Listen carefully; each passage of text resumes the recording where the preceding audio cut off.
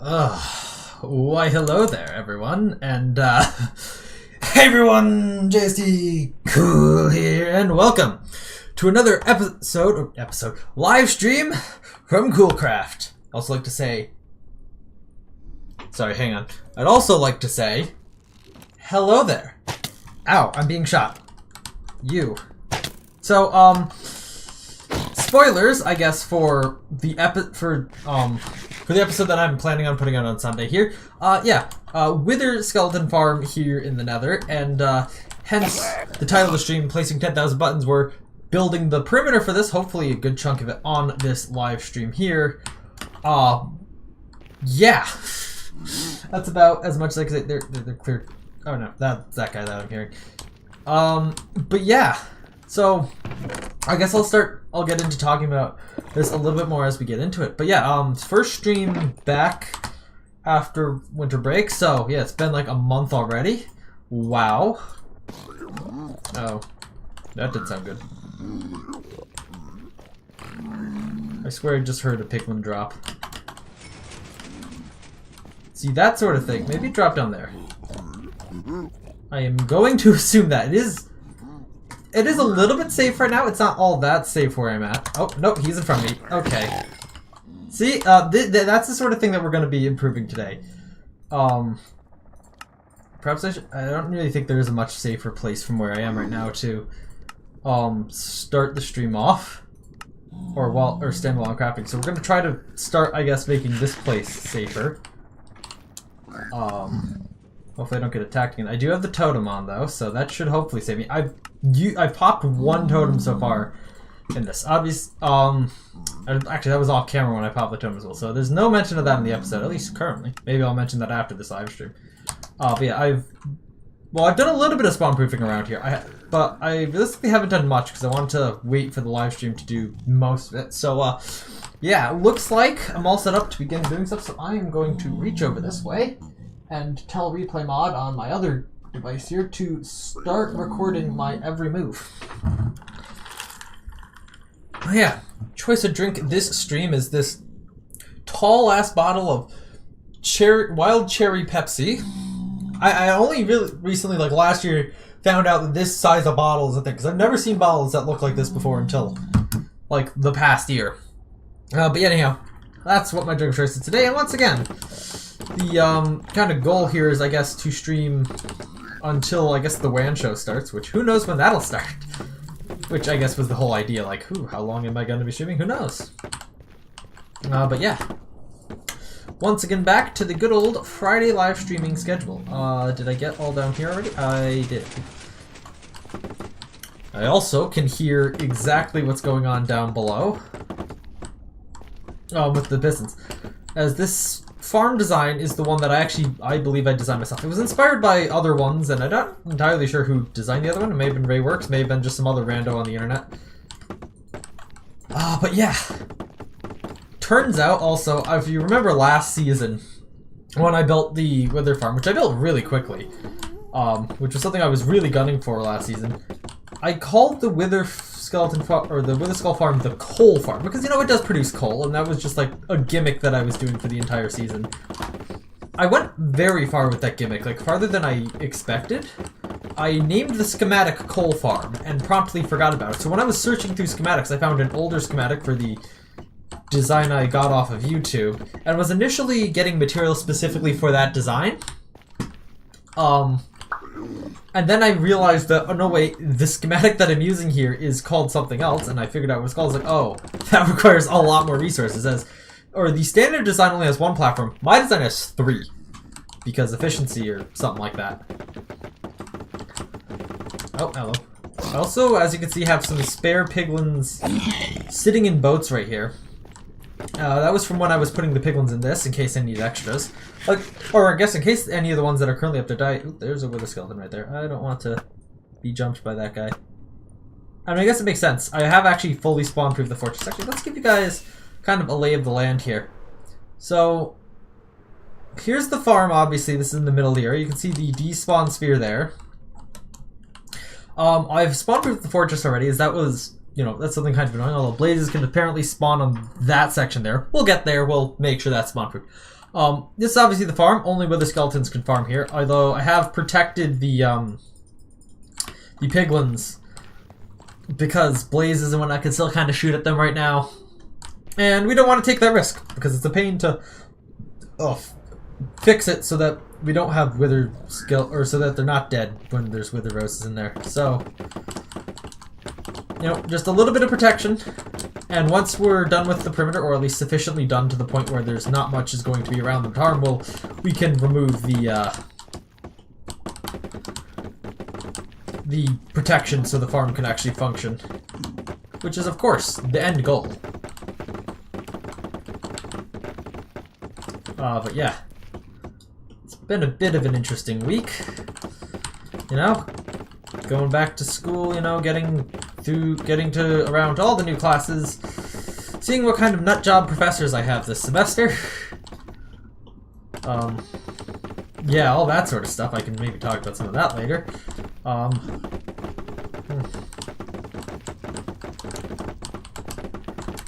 These buttons make such an interesting sound when you place and press them. I think it's the same sound, but I'm spam clicking, so you get a choice. Oh yeah, also, I should have mentioned this when I was showing off. There is this Crimson Forest strip which kind of goes through here that I ripped the leaves off of.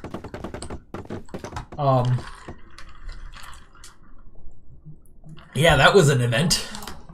Or I guess it was a thing. It took like the durability of 2 unbreaking, 3 diamond toes. Of course, I did have mending on them, so I repaired it. But it took a lot just for this small strip of the area here, or the perimeter, which is of the Crimson Forest. Now, the reason why I've removed like basically all the netherwork blocks off those trees, oh, there we go, is because they are a lot of extra and annoying space with which spawn proofing is required. Removing them basically means that I only have to spawn proof the tops of the trunks, and then the actual trees themselves don't really bother me much anymore. Actually, let's go turn on renderer's light mode. This will show me, oh, like right here, places where that are not currently spawn proofed. That's what we need. Although sometimes this doesn't work too well. Hopefully it does. Oh, I also gotta remember to try to like not go all over the place, because I am, as I mentioned, recording a replay. It's on a different device for now. I'll hopefully remember that I copied that over to my desktop after the stream.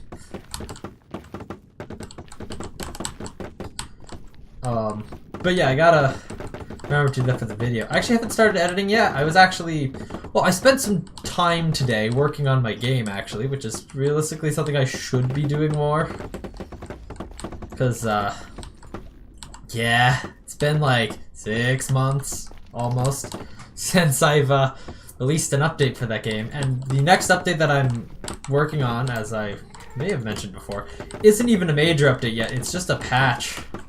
Although, to be fair, part of the reason I haven't worked on it much is because I want Tyler to make more sound stuff for it, but Tyler hasn't done anything in that way, so I haven't had as much motivation to work on it because I know I have to wait on him. Maybe I'll just say, okay, well, okay. Main thing is I want to replace the level complete sound with something that sounds not terrible. And I made the current level complete sound, so I don't think it would be good for me to make another one. I mean, I could get Tyler to just, you know, make that. Maybe I'll try to bug him enough to do it this week and just like, okay, it has to be, it can be like 3 seconds long. It doesn't have to be anything complicated. It just has to be better than what we currently have. That's all I really care about. But yeah, other than that, I was doing some work on like 3D blueprint stuff from that development stream about a month ago, actually. I might do another development stream on Sunday for that, depending on how I feel. Because, like, the game still needs to be developed and stuff. Haven't quite got that done yet. Do have a couple other things that I might want to try doing for this patch. It is a patch after all, so it doesn't have to be too great in terms of the content. But it already does a fair amount of stuff. Alright. Oh. Okay, I'm really glad I put the cap on this bottle right now, otherwise I would have spilled it. All over this pillow that I'm using as an armrest now. Ugh. So glad I had that cap on. Why is there coal right here? Did a wither skeleton come over here to fight these guys? I mean, that is another problem. If a wither skeleton falls down off the farm, which hopefully once the bait is active, should never happen, they might come and kill these piglins. In fact, actually, I had a situation where the first piglin that I had captured in a boat was killed by a wither skeleton as it was sitting next to the fortress over there before I spawn-proofed it.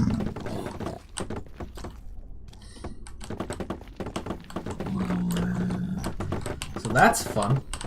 Oh yeah, also I did, I know I said placing 10,000 buttons. I used 10,000 as kind of like a marker to see, okay, how actually far along in the placement process of all these buttons am I? Because I actually don't know how many spawning spaces are currently available in this area, and therefore how many buttons it will take to actually cover each of them. But I did take a screenshot of my statistics page before I started really placing buttons, so I should be able to compare the before and after of that, being like, okay, this is the actual number of buttons that I placed in this perimeter. Or I suppose I could just like take a schematic of, or select everything with Lightmatica and then get a materialist, and that'll tell me the precise number of buttons, but that'll be buried under a lot of netherrack and other blocks which are in significantly more numerous quantities because it's terrain.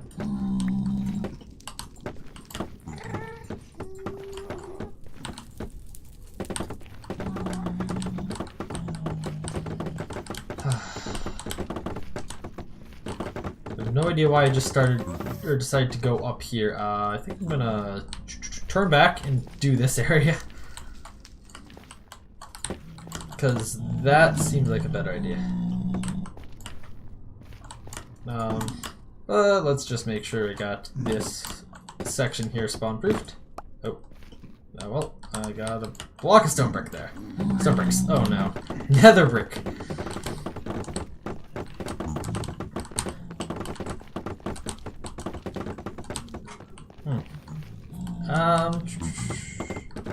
Alright, so. Let's see. Wait, crap. Already ran out of buttons in my inventory. Oh, hang on. I have something that I can turn on to make this a little bit faster for myself. So hold on. I'm gonna go to my face here. Oh, heck, my hair looks kind of bad.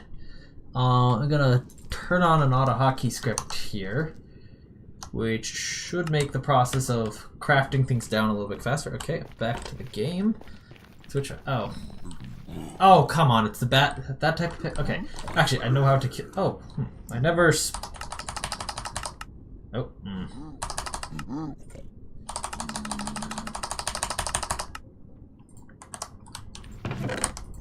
Alright, I brought a lot of bamboo. I preemptively brought a lot of bamboo over here. Oh. Well, that's my ride back. Yeah, I also made a ice boat path over here, which has saved a lot of time in transit between here and the base. So I'm glad I did that.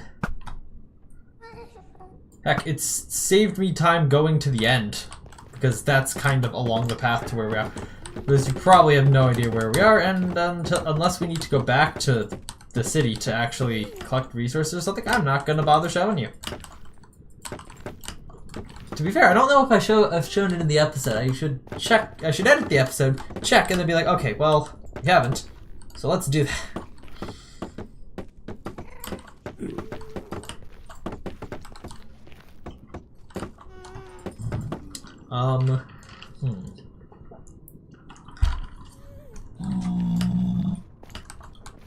So, let's see. So to talk about, well, we are into 2024, so oh yeah. So yeah, Oversimplified uploaded today. So I'm just gonna preface this with it. If you don't know who Oversimplified is, what the heck are you doing? Where have you been? Are you under a rock? But second of all, he makes history videos on YouTube in a very easy to digest animated format. I think he's like the most subscribed to history YouTuber. Anyhow, but the last time he'd uploaded a video was a year ago. So just out of the blue uploading today was like, whoa. Hello. And as usual, he dropped, you know, two parts of the same event, or historical event. But interestingly, that's not all. There's going to be more parts to this one singular event. It's like, great. He only released 2 parts, though. I mean, it has been a year, so hopefully the part 3 and maybe part 4, if that's also a thing, have actually been, you know, mostly produced by now. And it was just like, I should probably actually, or I'm running low on cash. Maybe I should actually publish what I've got in terms of videos. And the thing is, I didn't actually see this video because the main video ended up coming across my my YouTube feed before the other ones. But he also released, before he released the main videos, a recap of the previous video, because he's been doing videos on the Punic Wars recently. So he made a recap video, which I didn't watch, about his first Punic War series. Come on, there we go. Which I only found out after I'd watched stuff. And I unfortunately did not see them as they premiered, because when I saw it, it had already finished premiering. It was at the top of my feed. I was like, wait, there's the video! Holy crap. And I had stopped what I was doing and just wasn't like, okay, I'm watching this. Fair bit of actual entertainment there. That's nice when you get something like that out of the blue. You know, that's just reminding me more and more of my game and how rarely I update that. At least I've not just, like, disappeared off the internet for the entire time in between updates. I'm doing this, quite frankly, most of the time in between updates. Come to think of it, I could probably spend a bit more time on development. Although now that especially school's starting up again, I'm going to actually have, you know, schoolwork to do. Because I felt a little bit of pressures with that this week, but it's like, okay, no, this is not that bad. I know at least one thing, I was spending a lot more time than I really needed to on it. The expectations were so low, but I was just like, no, I feel like I want to do a bit extra on this. I want to go and actually put some effort into this. So that was fun.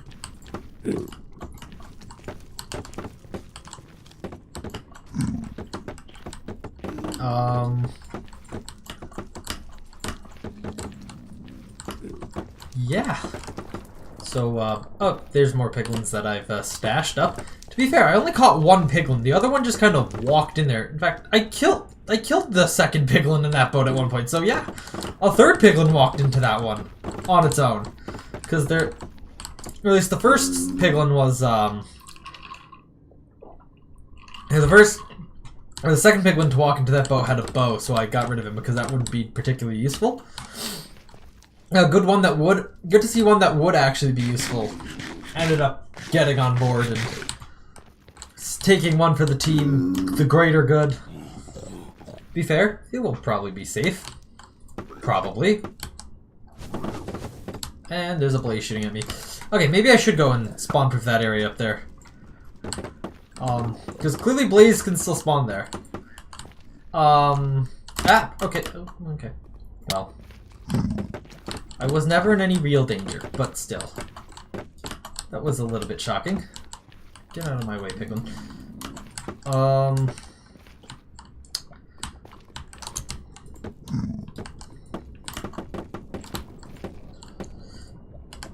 Also, I noticed that I started a tad bit late today. I was trying my best to be, okay, I'm gonna be like on time streamer, like right at 7 PM when I'm gonna start streaming. I mean, that's my unofficial start time. I do not officially have a start time because I'm like, well, I'll start whenever I start. No use in actually designating a time and then people are like, where are you with your streaming? I don't know. But I realized because I'd been away, all my stuff was like packed down. Like the green screen wasn't out, the lights were all packed away. I guess apart from the one behind the camera, that one I left where it was because that one didn't matter. So yeah, I realized I was like, oh yeah, I gotta unpack this stuff and get that stuff ready for the stream, and then that took a while, and then once I was done with that, it was basically 7, so like, the time the stream starts. And then I was like, ah, wait, I didn't make a thumbnail for the stream. Damn it, I had a good idea for what the thumbnail was be, but I can't do that in time, so I'll like half-ass the idea to what we got now. Oh, I gotta, set everything up in YouTube Studio. Got OBS dialed in. Oh, just the absolute tragedy. It's like, I wasn't prepared for this. I got all this other stuff set up on time, but then I was like, oh crap. To think I was spending time earlier doing other things. In fact, Jared E. Cool also did a live stream earlier today. Although that was on something completely different. He was live streaming a Nintendo Switch game, which, come to think about it, Nintendo doesn't like that when people do that. Ooh, it's not my channel though. My channel, which officially has one more subscriber than his channel does. Which is great. Actually, now that I'm thinking about it, I should say, yeah, if you're, like, subscribe, give the stream a like if you're enjoying it, or if you're not, please do anyway, Likes help, I think. I'm not entirely sure how these things work, but I assume that likes are indeed quite helpful to the channel and the algorithm and all that sort of stuff. Dang it, there's still areas down here that I need to spawn proof. Okay, that's the problem with these steeper areas, is that you do have, like, the walls aren't flat. They have a bit of texturing and a bit of, like, slopage to them. And on the top of each of these sloped bits, top of each of these sloped bits, you gotta spawn for them. You can see that these were kind of like I can kind of see, like, the mathematical drawing of this, because you can kind of see, like, especially along the wall here, that there's kind of like a parabola-ish shape. Or like a U shape carving into this wall here. It's kind of like rounded and bulging outwards. Yeah. Which, I guess that makes sense, because it's all Minecraft computer-generated stuff. Ooh, that guy doesn't look like he's gonna survive. Well, unfortunately not. Also, I've run out of arrows, because for some reason I don't have an infinity bow. I've run out of arrows like twice while I've been building this farm. I've had to shoot a fair amount of stuff. It wasn't nearly as bad as in Season 1 when I was building the farm then. But then again, I had no idea what I was doing. I didn't have any intention of actually putting in the full amount of effort. Actually, I believe in Season 1 I just turned off mob spawning entirely during the building of the farm because I got sick of it. Clearly. That was a terrible... Also, this nether fortress is quite tiny, I realize. But yeah, I've somehow managed to do significantly better in subsequent seasons. I don't know if my skills improved, or I've just learned to deal with all the mobs around better. But hey. Actually, a very good, I think, thing that you can do to start out with is, I guess, spawn-proof the nether fortress itself before you get too far into it. Not, like, do the entire perimeter, but just spawn-proof all the areas in the nether fortress itself. I didn't do that this season. Maybe a bit regrettably. But by spawn-proofing the fortress itself, you end up preventing all the mobs that actually matter. I guess apart from gas, but the wither skeletons, blazes, those things stop spawning. Which means that you'll have relative peace to build the farm in. Assuming that you're not, like, in a Crimson Forest. If you're in a Crimson Forest, then I don't know, good luck. But, for the most part, it's not an issue. Alright, we've already done a sizable chunk. I was about to say significant, but, I mean, there's a lot more to go here. It's only been like half an hour since I started streaming, and yeah.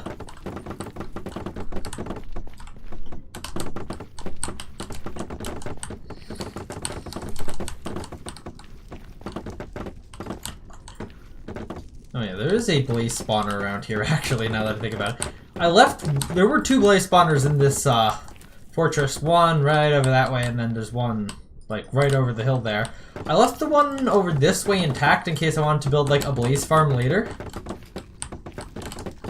No, but the other one was way too close to the build site to leave intact, so I just decided, you know what? I'm going to take it down so I don't have to deal with the blazes from there. And then I also acquired some nether brick from it.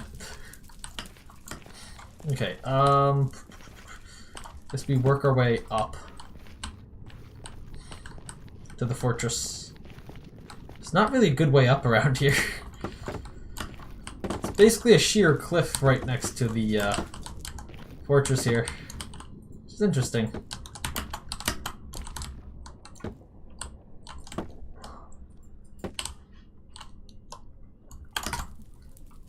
Okay, I didn't go anywhere there. That was a little bit confusing.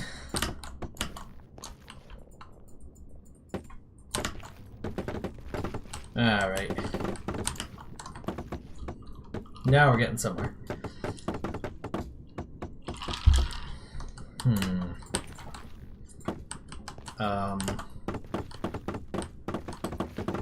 Alright. The blazes were spawning like right on the top of this hill here, because I think that's within the spawning bounds of the fortress. No, I will sacrifice a little bit of this to make a crafting table, because my my crafting script only works with crafting tables, annoyingly, because it's based off of the positions in the UI or whatever. Yes, screen coordinates in specifically 1080p mode is what that's based off of. Actually, you know what? I'll pick this thing up so I have it for later. So unfortunately that doesn't work in the inventory. I should develop something that does make that work in the inventory. Whatever, that's still faster than manually shift clicking in locations. Alright.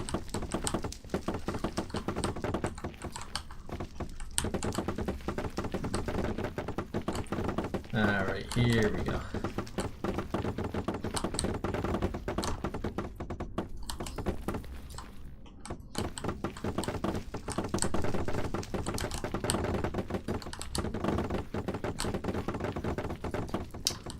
Oh yeah, also, something else that's happened recently is in the most recent snapshot, they've made some changes to spawn chunks in Minecraft, which are chunks around the world spawn point, which are always loaded, as long as there is a player in the world. Oh frick. I've missed some spots around there. Okay, that might be where blazes are spawning. Right around the spawner here. Like right here. And here, they're gonna spawn on me. There they are. Okay, running. Maybe this is where they were spawning. I actually do not know, but did I hit it? Oh, I got it. Nice. Gas just despawned. That's nice. All right. We can breathe a sigh of relief from there. I'm almost got it, so we won't have to deal with blaze later. We'll still have to deal with the occasional gas, but not much I can do about that. Besides, complete the perimeter. Okay, they might also spawn right here. Get away, get away, get away. Ugh. I'm hearing piglins all around me. Okay, I guess I gotta jump down here.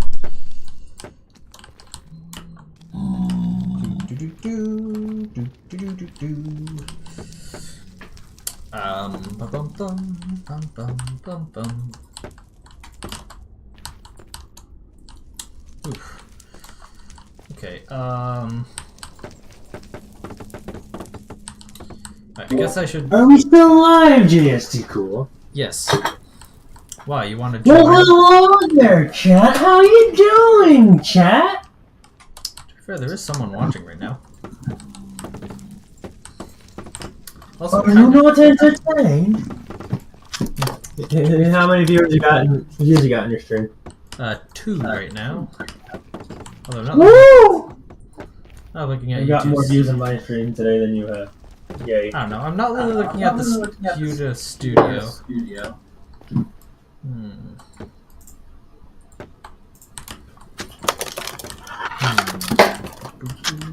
Okay, you might want to flip your microphone back to the other setting. Really? You don't like it in 3? I don't know. I can hear myself is the problem.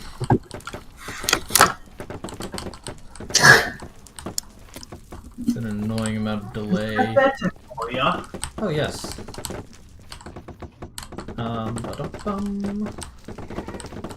Playing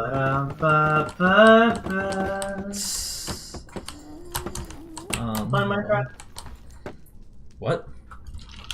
Are you playing Minecraft or are you cook? Yes, I'm playing Minecraft. If you would look at the frickin' stream. No, I don't think I will. Like, I contributed to your stream earlier. Ah, there's zombies. Okay. Yes, and you've also committed to me adding to your channel, even though I haven't actually committed to your channel. Okay. You used the channel just to watch your videos. Oh, yes. Sometimes YouTube doesn't know the difference. Sometimes it doesn't know the difference. What? Oh, well...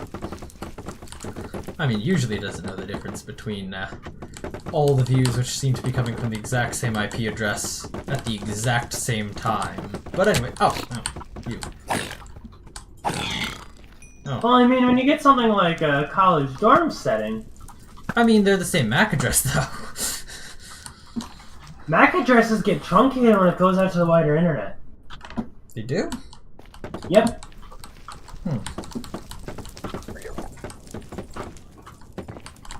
Even though it may physically be from the same MAC address. Same MAC address. It doesn't know that. It just looks at your external IP and bases it off of that. Same user agent. Now that I can't help you with. Same, literally all other fingerprinting methods. I mean, yes, it definitely does have the same web browser IP. Like, there's no way YouTube does not fingerprint your web browser.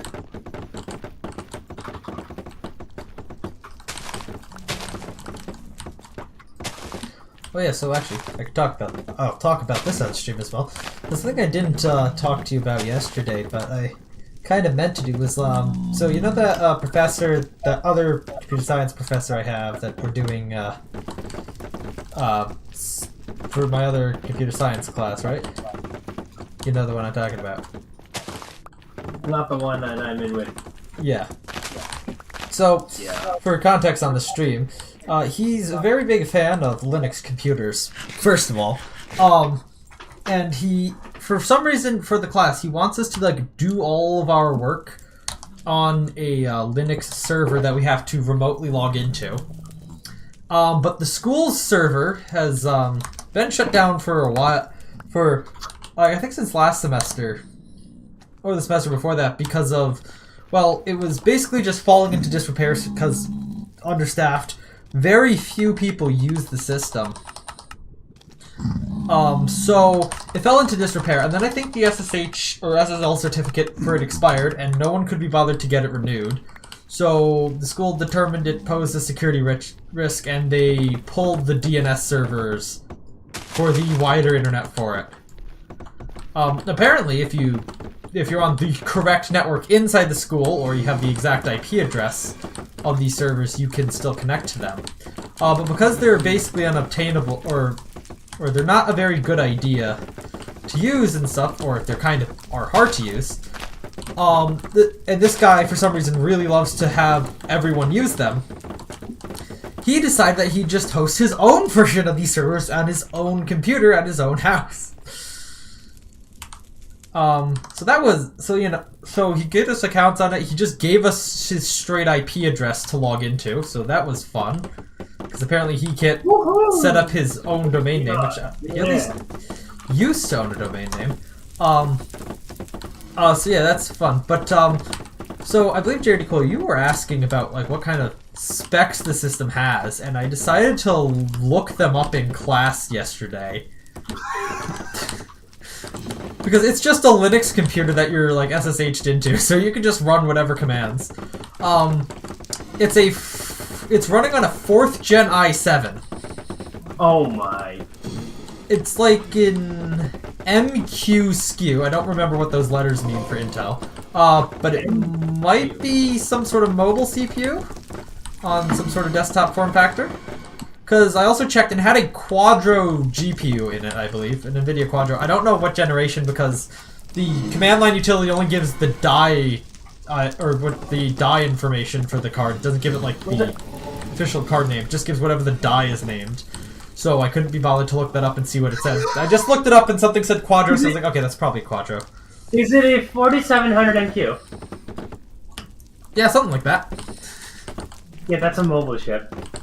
He's running this thing off a laptop. It's a but it somehow has a Quadro on it, an NVIDIA Quadro card on it. Which, I mean, I guess it kind of makes sense because he needs to bifurcate the GPU so multiple people can use it to do GPU-related things in other classes. I mean, I guess it could have been like a company device. I don't know. Like but yeah, so that's... Maybe, I don't know. But anyhow, that's the device that he's having us do our stuff on. And like... Huh. On, it's got a bus speed of 5 gigatransfers per second. Whatever that means. At least I guess that's what a big T is in a 5 GT PRS. Yeah. So, got a 40 so like... So like there was at least one point in class when like everyone was connected to it and doing stuff on it at once that I was noticing that there was noticeable input lag from when I was typing stuff and when it would actually appear. Usually, most of the time, it's not too bad. But what was even more interesting is that some people figured out how to broadcast a message to all connected users at the same time. It has hyperthreading. Yeah, it had 8 threads from what I was able to see on it. But yeah, so like so yeah, some people figured out how to send a message to every single logged in user at once. So it's an FCPGA 946 is the socket. Oh wow. I wonder if there are, I don't know if there's any Nooks that would have had this, if it could have been something like that. But this is a 10-year-old CPU, Jaredy. I don't know when they came out with Nooks. That's why wait, what was it? It was released in 2014, I believe, is when the CPU was released. I looked it up and it's like, ah. This was launched in Q2 of 2013. 13 even, so yeah, it's even old. Yeah, it's 10 years old. That makes sense. They release about one CPU generation a year. We're on 14th gen now, so...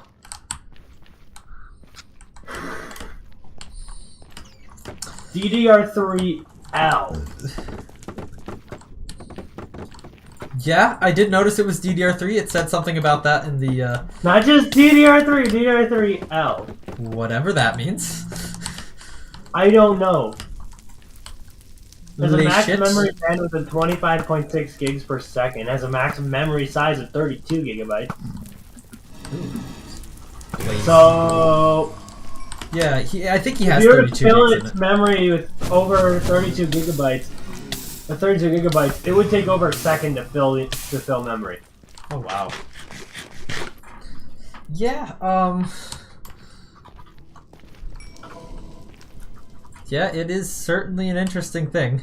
But yeah, so as I was saying, people figured out in class how to send a message to all logged in users at once, which if you're sitting on the command line, it will just straight up pop up, cancel anything you're currently typing in, and display it, and you have to, like, at least as far as I'm concerned, Control-C to get out of that little message that was sent. Security is very lax on this system. Yeah. Which was, you know, great.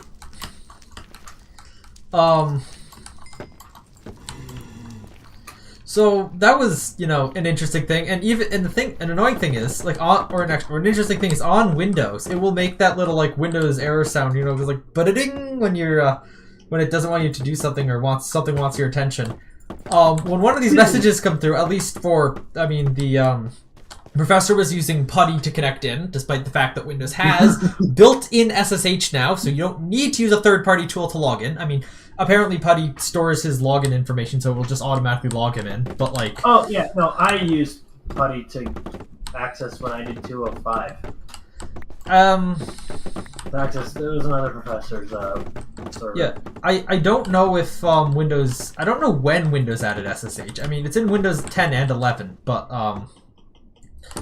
I don't... Maybe back then it didn't have it, but it certainly does have it now.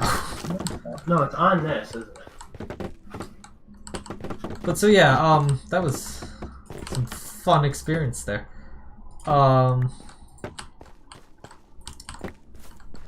Oh yeah, so like... I had a laptop that... I think it was on... No, But yeah, so another thing about No, it was on my desktop. I had it on my desktop at one point. I don't think I have it anymore. yeah, so another thing about the so another thing about this server setup is he's running a web server on this same device, and the way he set it up so that all users have their own web page on the website that you can set up. He actually wants us to set up a web page. And Are you gonna get YYman to build an absolute stellar web page? No, I don't think the press will ever really know this, but I basically just did basically copied and modified what is currently on cbigames.org because I'm like idea bankrupt. It's the second time that I've basically reused a web page that I've already made or something. Now, the first time was actually cbigames.org. The original site was basically a reuse of a website I'd made for high school in just a website project, but that had never hit the internet. It was just HTML code for a website. But this time I basically just copied a bunch of the stuff from cbigames.org and just used that for the website. I changed some stuff around. It has less pages and whatnot, but it was just like, yeah, why not? But anyhow, so like, another thing is, because this is a Linux computer, you can actually just see what other users exist on the system just by going to like the /home and just listing all directories, which will just show you all the other users that exist. Whether or not you can actually view into their stuff is whether or not they've changed the permissions of their folder to allow everyone to be able to read from them.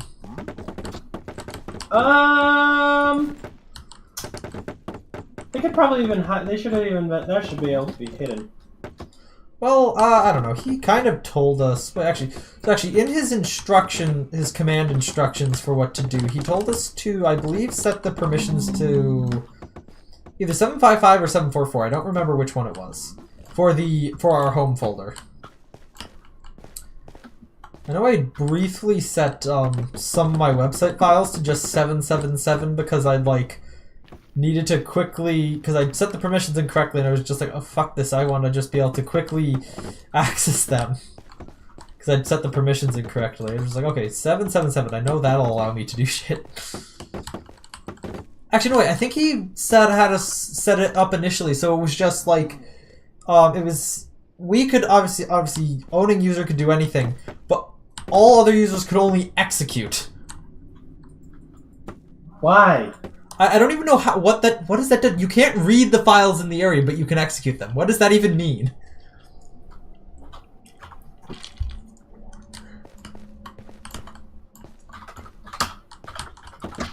I'm actually kind of confused. What does that mean? And how would that even work? If you have like a hard-coded path to a file, you can just run it, but you can't check to see if that file exists? Anyhow, also there's also this weird thing where he seems to think that if on the web server you were to go to a path that is just like a C source file, that Windows will that when you go to that path on the web browser, Windows will automatically try to open Visual Studio and load the file in that. Which confuses me, as that's not at all what happens. If it's a or with non-HTML text files, your browser, or if it's just a file that contains text, no matter what the extension, your browser will just render it as a text file. All right, so here's how it is, dude. Or JRD cool, what? A read permission makes it so users capability to read contents of a file. The write permission refers to a user's capability to write or modify a file or directory. Execute permission allows the affected user the capability to execute a file or view the contents of a directory. Interesting. But you can't read anything in there. So technically, he probably should have made the home directory a non-executable for users. I mean, I've said that doesn't have root permission. I'd say I think mine's that would just be the secure way to do it. Or at least maybe not but the home directory. I mean, I think mine is just set to normal. I think mine's set to read and read and execute for all users. I think that's what it's set to. Go on, right? I would. But anyhow, so back to what I was doing. So because I had like a list of all users, and not all users on there have currently set up a web page that is accessible from the internet, I kind of want to go through and see what web pages other people had made. So what I did is I had the list of all the users on the system. So I went and wrote a quick little Java program to just go to the web page and just go through every single user and request the web page, and then see if it responded with if it responded with a code 200. So not like a site not found or this folder doesn't have access. Then to just report that as a thing, and that just gave me the list of set web pages or web pages that exist on the server. Oh, so wait, they have a web server behind it? It's weird. So like, the web server is set up weird. It's an Apache 2 web server. But it interestingly has a way you can view just like a website set in someone's specific user directory, which is separate from the like root website files, because those are somewhere else on the disk. No, yeah, you can definitely do that. It shouldn't be too hard to do that. I mean, it's probably literally just it's a configuration thing, so it just goes into everyone's user directory, looks for a specific folder, and then inside of that folder, it will treat that as their web root for their account. But yeah, so I wrote a quick little thing in Java to scan all the users and find out who has web pages. And I did that, so I was able to get stuff. But interestingly, while I was making this, I ran into an issue because I was just copying some code off the internet to be able to make HTTP requests in Java. It was just like, oh, how to do this in Java, and just copied the code found on the internet onto the IDE or whatever. I was having a weird issue. So there was so to actually get what the returned content of the request was, the tutorial was having me use a buffered reader object, which is apparently a class in the Java I/O package. Only one small problem. I was for some reason not able to find said class in the Java I/O package. The IDE would say, oh, hey, import this class from Java I/O. It would generate the import, but then the import would say, we cannot find this class. Huh. It's very confusing. I ended up switching, I believe I switched the version of Java being used by the project to Java 11, and it was then able to find it. But for some reason, my Java 17 installation just didn't have it.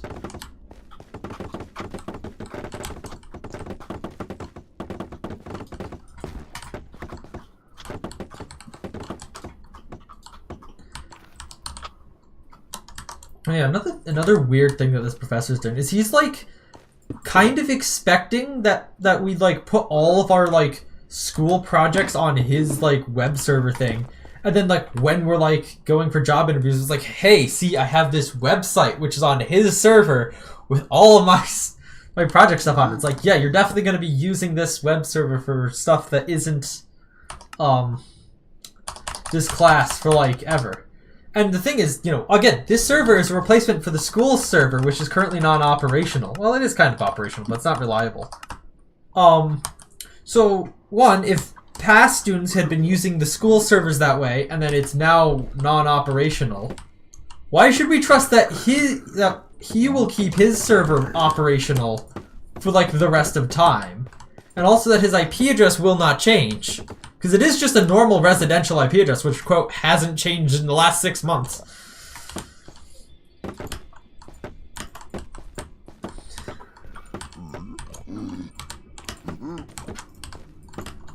Now, I'm sure this guy is plenty smart about computer programming itself, but he does not seem to be too smart about how networks work, or how your networks work with the internet and IPs and stuff.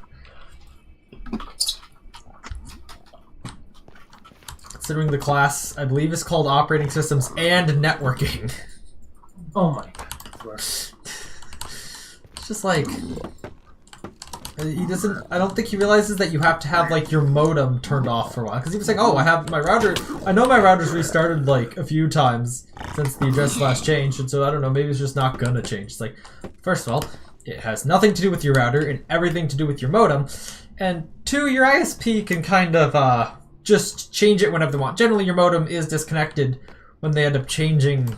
Yeah, but the criteria under which your ISP ends up changing your address is not exactly the most clear.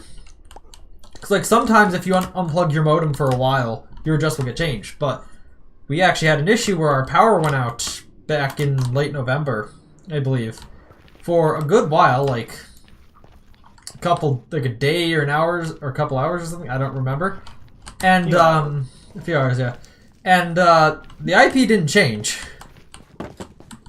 I have a theory about that.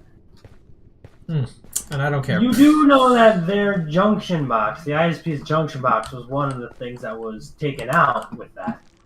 I mean, I guess it could have been. But still, the modem was disconnected from the network for a certain period of time.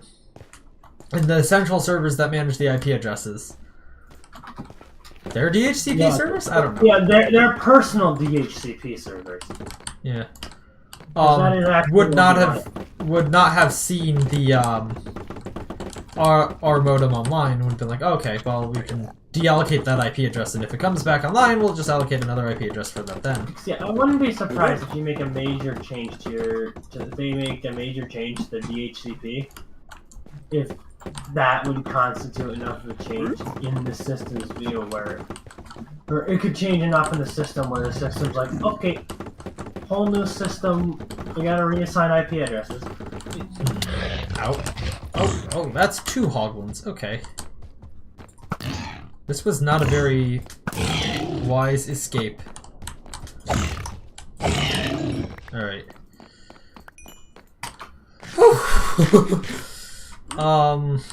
Alright, that was a little adventure there. Pick that error up.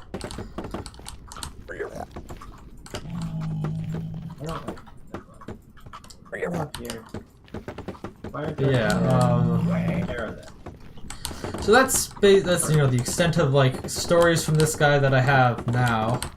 Actually, I guess something else that's really weird about him is that like he kind of like, I don't know, I mean he's quite old and I think he's been teaching here for a while, so he obviously hasn't been out in the general workforce for a long time.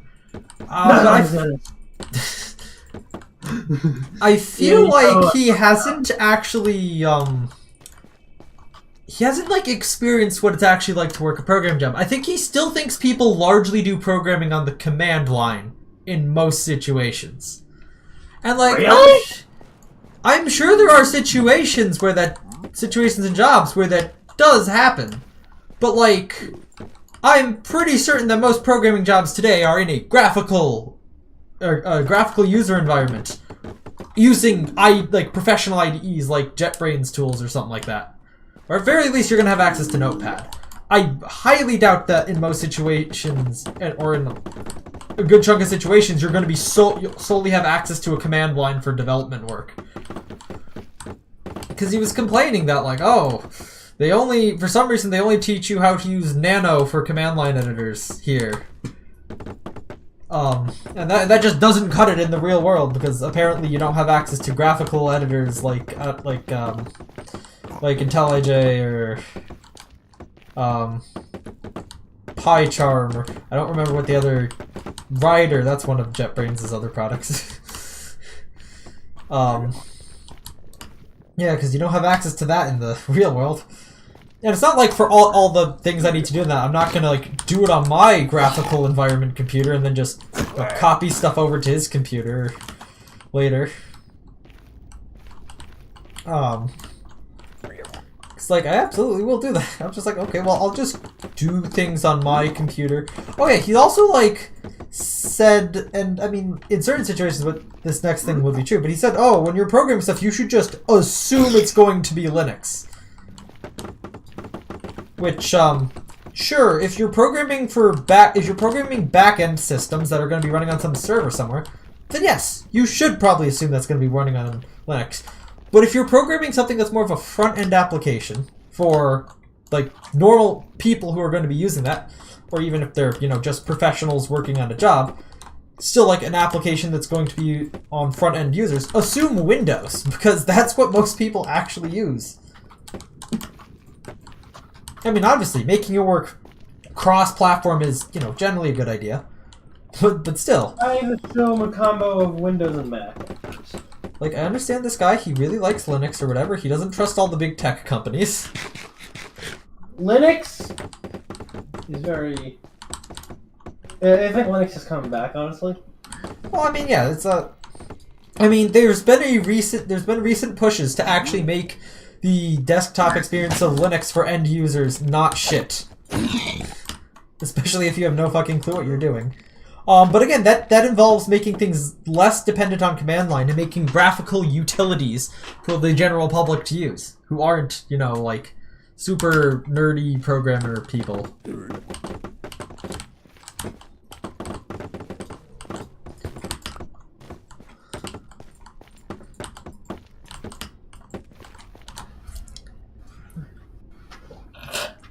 Because there are a lot of situations where it's just faster and easier to do things on in a graphical user interface than on the command line.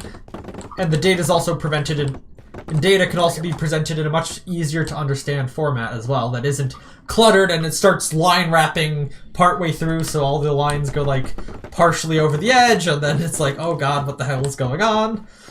Yes, it is a lot nicer to program on an IDE than it is to program in Nano or Vim. Yeah. And depending on the IDE, you might actually have more features, like intelligent autocomplete. Like, I know Vim has some sort of autocomplete features. Oh, but actually, another reason why I just kind of don't like Vim, it's not intuitive for people who haven't used it before. Like, Nano is at least... Nano and Vim both do have ability to look at code and highlight stuff. Yes, they have syntax on it.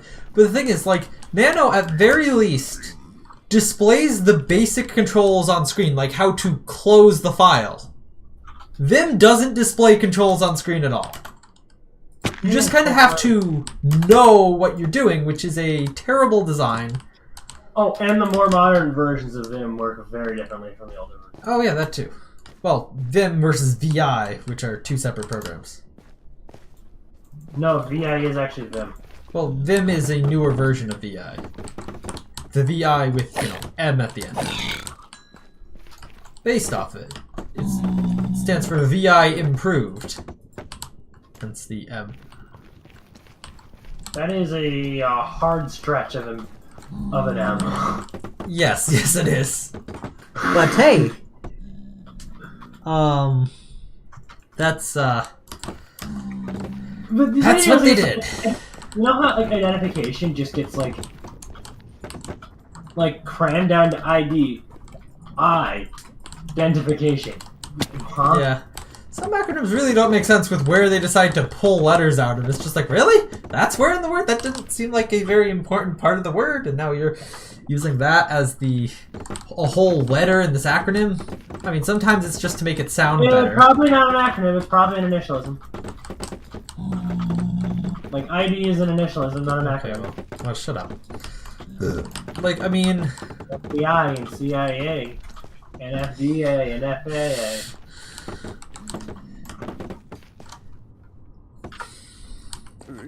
I mean, I guess V would have been, like, VII would have been a much less good thing to use. Or less good acronym.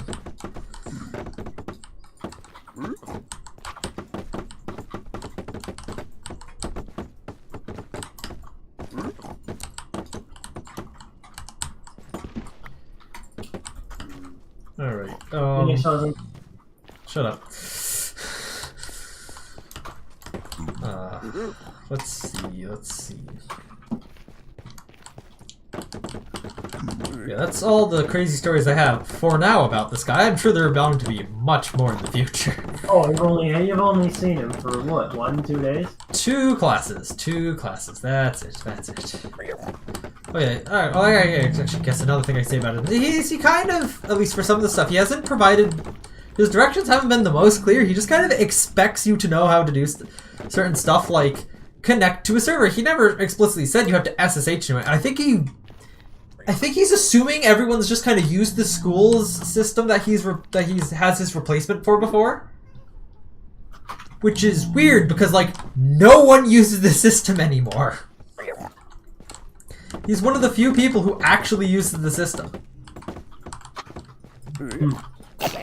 And he's just, like, expecting, oh, you people are going to be out of here soon. You've used this before. It's like, okay, you could have at least said SSH into the server or something like that. And it's not just like, hey, here's what your usernames or password is.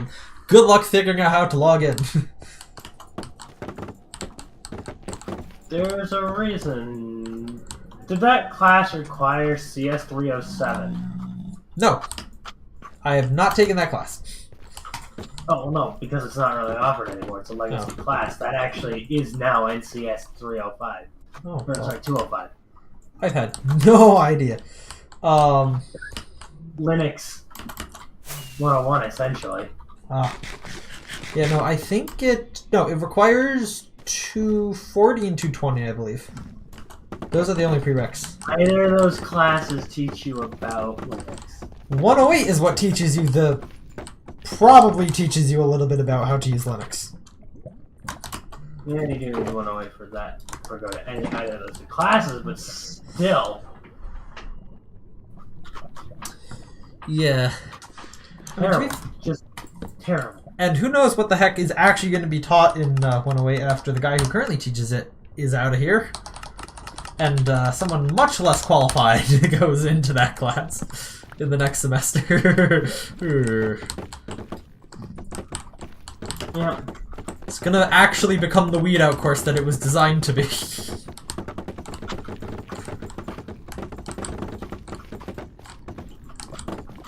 I don't know, on the brighter side though, the shouldn't have to worry about courses in the computer science department filling up for the foreseeable future. Oh gosh. You'll still get NCS students though. Oh yeah, you still get NCS students and whatnot. That you get a decent number of gifted kids in the program. Like urban, like a professor would do. He would literally just like say, "All right, we're gonna let you go to another program course for a semester, and then you'll come back next semester when you got a better grasp of this course. Take it and pass." I mean, he was just really good at teaching it, though, to people who have never touched, or never heard of a variable in their life before. From a, you know absolutely nothing, here's how to program standpoint, he was really good at that. It probably should have been more like a CS 100. Like, you probably should have been teaching more of CS 100. Yeah. Oh well. Which, when I took... Oh my god, they didn't teach us anything. Oh wow. Yeah. I mean, I really should have just transferred right to 108. Yeah. To be fair, he does actually do a good job at teaching the course material. Some other professors disagree and say like, oh, they should probably teach these more other things. But overall, it's a very good foundation that he lays down in that course. Honestly, he's probably responsible for more people liking computer science. Probably, yep. And people actually like, oh yeah, no, I kind of understand. You know, giving that like helpful push. I found the course extremely slow and boring because I kind of knew what I was doing. Just teach me the basic syntax concepts and all that sort of stuff, and I'll be good. But for people who have, again, no experience doing anything like this beforehand, they just said, oh, that sounds interesting. I just play the video games on the Steam. But you actually did play games in class? No, he doesn't allow computers in class, remember? Oh, right, I forget. Because he saw people doing other stuff. Yeah. Like again, as I mentioned before, just writing a quick little web scraping program to go on that web server and check what users actually have a website set up on their account. which of you peoples have actually done what you've been told to do? Well, to be fair, that homework... I actually still don't know when the homework is due. Because he hasn't updated his web pages his homework web page that says when things are due from the fall semester. Oh, so he's one of those teachers. Yes. Like the 108 professor. Oh. So, like... This is the web page. Yes. Although, you know, the 108 professor, his webpage was hosted on that system, which is kind of down. Although his webpage is actually completely gone now. When I was actually... Because actually, really? again, it's only DNS, or those servers now only had internal DNS on certain external IP addresses.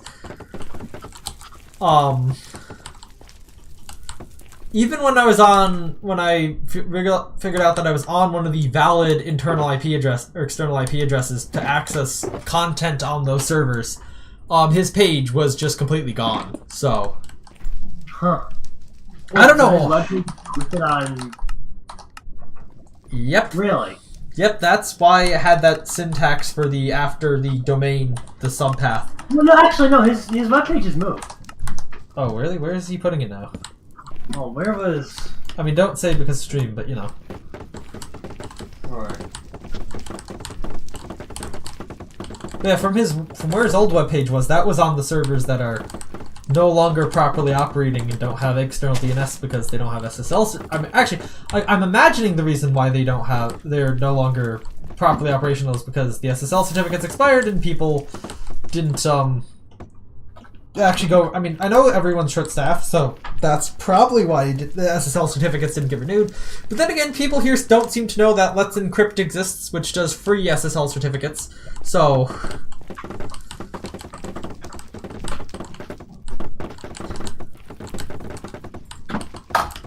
that's fun. There you go. I just DM'd it. No, okay, hold on. I'll look on the other device that I'm monitoring my stream on right now. Go to Discord's mobile app sucks, by the way, people. I just want that on record. Discord's mobile app now sucks. Discord reverted to the good version. This was apparently a better solution for the back end of stuff. Oh. Do they now have a thing on that? Okay, maybe they now have servers set up on that web domain.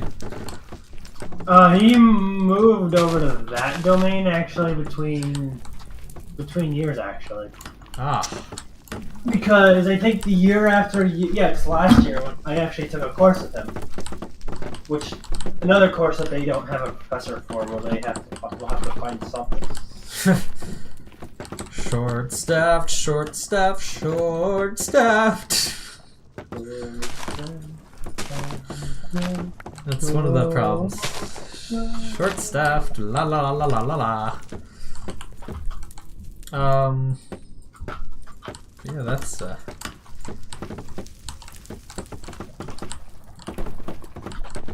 a lot of that stuff.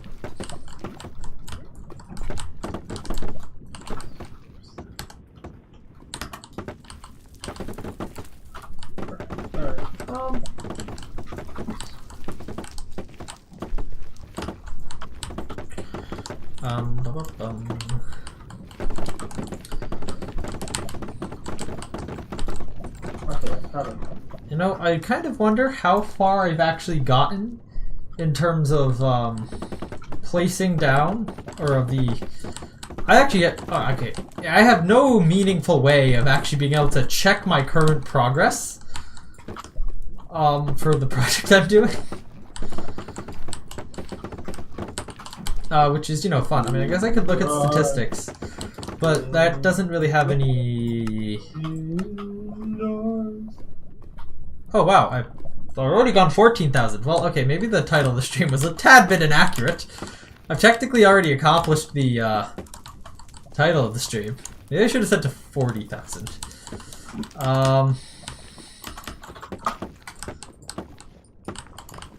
Turns out there's a lot of places for me to do stuff here.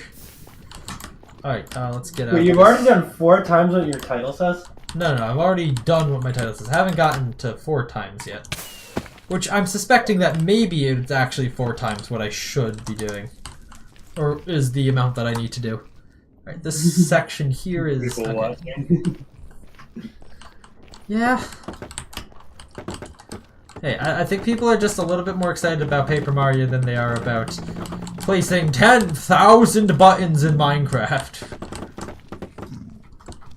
I should just embellish and said 1,000,000. To get them on board. Although it does still sound kind of boring. 1,000,000 buttons!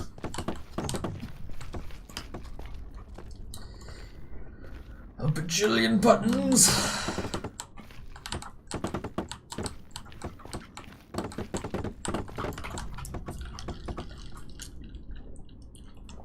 I'm gonna wait for these baby cows to grow up.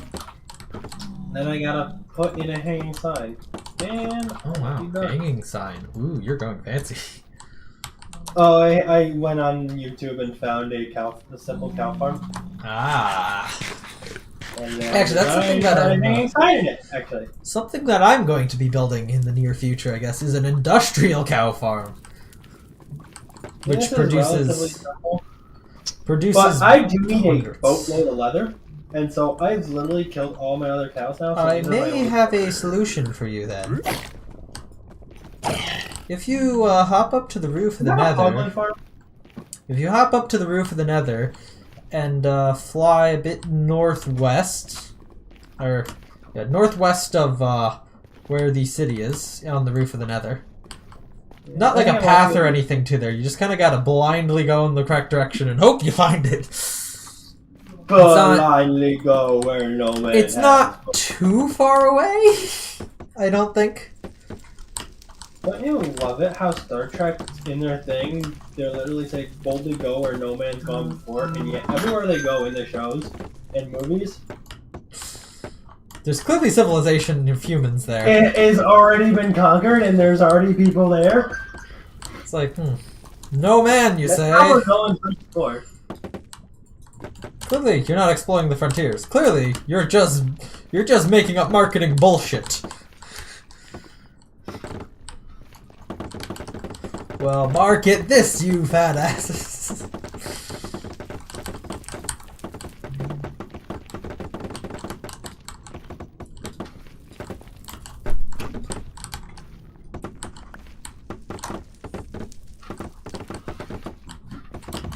A happy National Popcorn Day. Oh, fun. Maybe I'll go I'll go find a bag of microwave popcorn in my closet after the stream and just go like... Do you actually have one? Yeah. I don't have any microwave popcorn, I don't think. Oh, well, did you eat it up? Did you eat all the stuff you had up last semester or something? I didn't have any last semester. Oh. Cool. I think you had, like, gotten some for your birthday or something. I mean, I've had some for... Well, like, last year I had popcorn that I didn't really eat much. Because I mostly forgot about it. And also, it was incredibly dry, and I just didn't feel like going all the way out to the microwave to pop some popcorn and then come back and eat some dry popcorn and... Dry popcorn? This know, is store-bought popcorn! That stuff is wet as all hell! I don't know. I think it was dry. I don't know. It's been a while. I think it was the first semester that I was doing that anyway. If there's not a pound of butter on it, it's not true microwavable popcorn. And then there was the other set of microwave popcorn that I had that was too small to actually work, or the bags were too small, or the content of the bag was too small to actually properly work in the microwave for the automatic popcorn setting. Because the microwave that actually had a decent microwave popcorn setting that properly detected it. But these bags were too small, so they never properly burst and let some steam out, and so it just didn't work. And the thing, it just went, and then the microwave was like, error, something happened, screw you.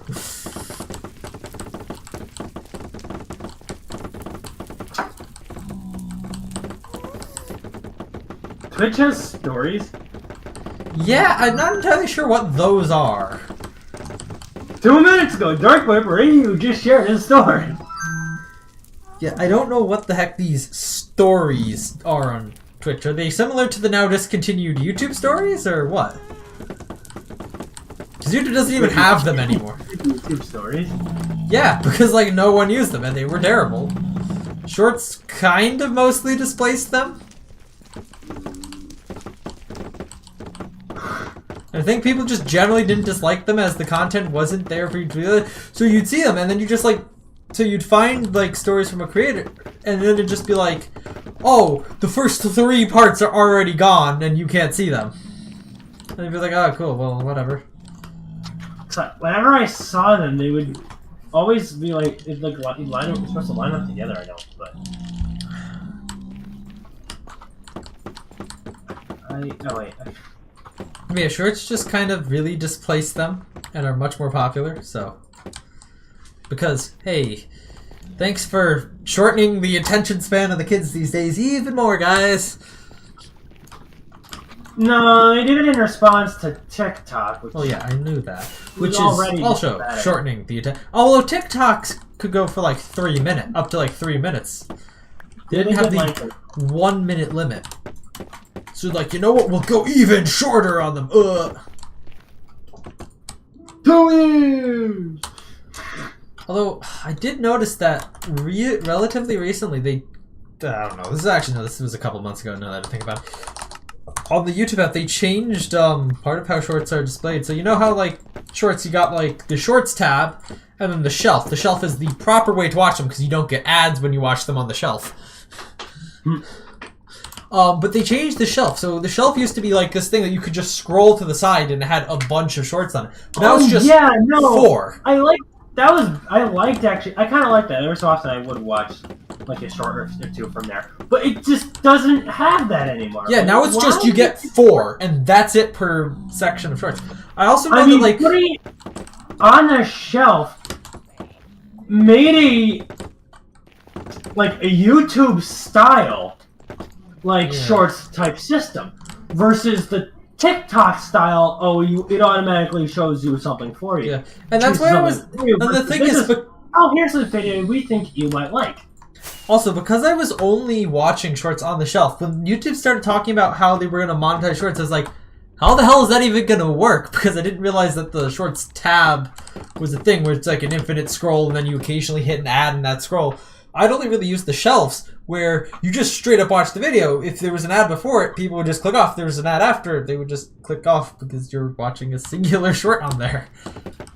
And it was like, once he's like, oh, that's a terrible plan for monetizing shorts. I don't watch shorts that way. No wonder shorts have so shit in terms of revenue.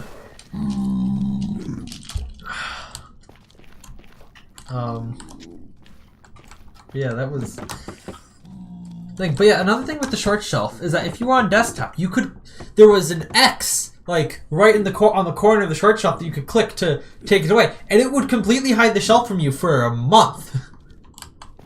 Huh. I was on desktop at one point on my account and did that because it was like, oh, annoying thing that isn't the video feed. Click X to close. I didn't realize that it closed it for a month, and then I just stopped seeing the short shelf on my phone for a while. I was like, huh. Where'd that go? Like, I switched to my other accounts on my phone, and they would still have the shorts there. I was like, huh, where'd all the shorts go? Why isn't the shelf? Why does my account specifically not have the shelf anymore? And then once it finally came back at one point, I was on desktop again and clicked the X and saw at the bottom it said hidden short shelf for 30 days. I was like, wait, what? That's what that was? Oh. I had no idea I'd done that. Yep.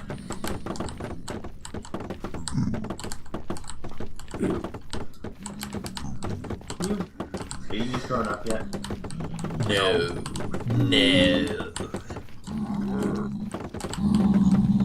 Of course, I can't beat him because they're at the bottom. Oh, well, get screwed. Anyway, do you want to know where? Are you gonna go find that all that leather sitting there, or are you gonna keep babying the cows? I'm gonna wait till they grow up so I can just put the thing in and then get. Well, no, I was not gonna do that anyway. But when I go inside, I need to go into the mechanisms behind it. Yeah, I have no idea. It's actually everything that needs to be on. There's a lot of piglin around me right now, and they're kind of annoying. All the groans and moans.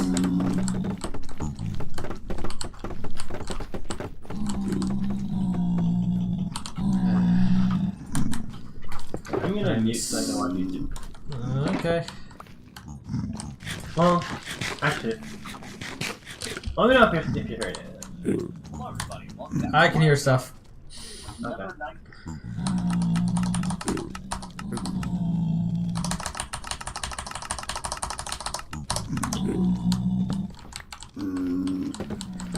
Yeah, and if you're wondering what the heck, how the heck I was just doing that there with the crafting table, I have a hotkey thing that'll quickly click the actual item to craft and then move the mouse back to where it's starting position. It does it basically instantly, so I can just spam the button that I have bound to that to quickly craft a whole lot of something. It's very useful.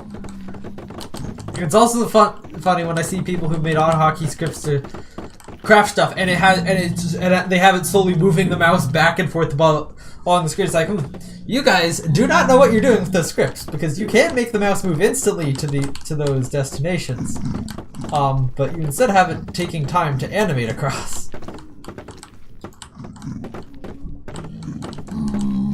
Losers.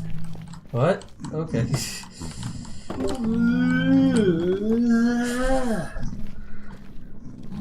I'll say that was kind of weird. I kind of heard a vibration coming through the wall first, and then you unmuted.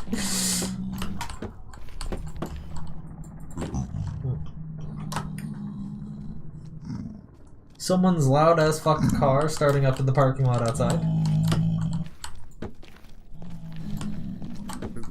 Because, yeah, you gotta do your own temperature control by keeping the window open in the dead of winter in this place.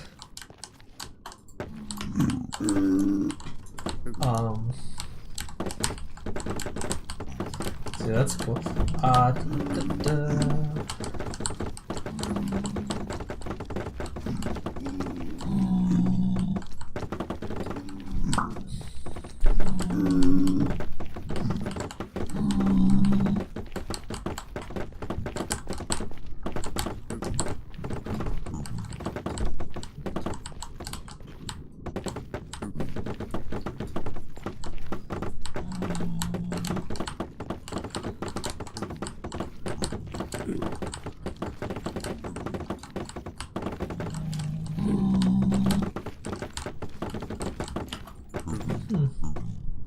Can hear my laptop, which is once again where I have my alt account on right now, just using replay mod to record what I'm doing here, because I'm gonna try to time lapse this. I don't know how this is gonna look, but yeah, trying to time lapse this. Let's see, I've been live for 1 hour and 25 minutes, and I have actually gotten a decent amount of this done. Not a majority, mind you, but a decent amount. On one of these annoyingly steep sections right now.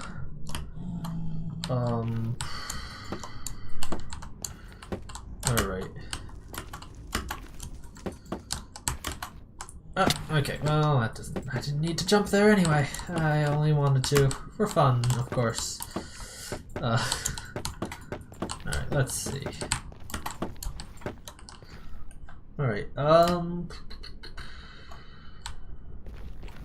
do you need to go over this way quickly? Alright, I got a path there. Boop that. Going over that way shortly, I guess, because we're abandoning that way. Or something like that. Actually, I should really go back the other direction. Just want to boop that there. And boop that there. Because I know I'm not really going to come directly back this way at all. So, alright. Let's continue going this way then, because I do have area over this way that still has to be covered. Basically everything that's down below over here has to be covered. As well as this. And actually most of the stocks here. Oh, this section is covered. So, yeah. These are the trees which I removed all the leaves from. So now they're just a bunch of stuff floating here. I've done a Wither Farm perimeter like this before. I don't think it was Cool Craft. No, it wouldn't have been Cool Craft, was it? I don't think it was Cool Craft. I think it was on a completely different world that I ended up using this technique to help with a Crimson Forest So actually, let me see. I can kind of remember the Wither farms from past seasons of Coolcraft. So obviously season 1 and 2 was pre 1.16, so they wouldn't have had the Crimson Forest. And those were the old Nembon designed farm before the Wither Rose was introduced. Okay, well I guess season 2's was after the Wither farm was introduced, but I didn't know those farms, the better farm designs existed then, and I wanted to still build the entire Fortress farm. Because you know that was a big, very tough and impressive project for me. Then, season 3, I did not build it in a very open area. Or I built it in a very open area over a lava lake, and I don't think there was a Crimson Forest around the edges there. Season 4...